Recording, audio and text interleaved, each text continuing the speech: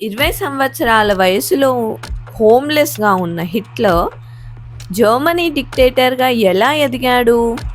1907లో తన మదర్ చనిపోయాక 1910లో మెన్స్ హాస్టల్‌లో ఉండడం స్టార్ట్ చేశాడు. పెయింటింగ్స్ అమ్ముతూ, పోస్ట్ కార్డ్ స్టోరీస్ కోసం చేస్తూ తన జీవనాన్ని కొనసాగించాడు. ఇలా కొన్ని సంవత్సరాల పాటు సాదాసీదా జీవితం గడిపాడు.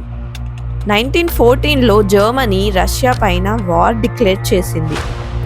ఇదే ఫస్ట్ వరల్డ్ వార్‌కి పునాది. హిట్లర్ జర్మనీ దేశస్థుడు కాదు. జర్మనీ పక్కనున్న ఆస్ట్రియాకి చెందినవాడు.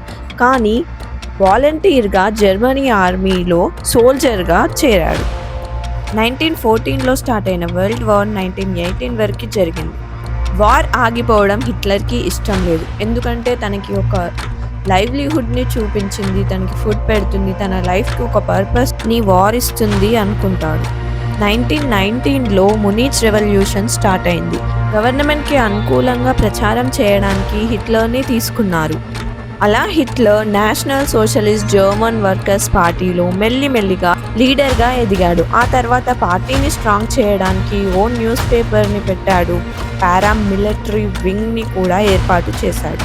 ఇలా పార్టీని స్ట్రెంథన్ చేసి హిస్టరీలో తన మార్క్‌ని నిలిపాడు. ఇలాంటి మరిన్ని సరికొత్త వీడియోస్ కోసం మన ఛానల్ని లైక్, షేర్ అండ్ సబ్స్క్రైబ్ చేయండి ప్లీజ్.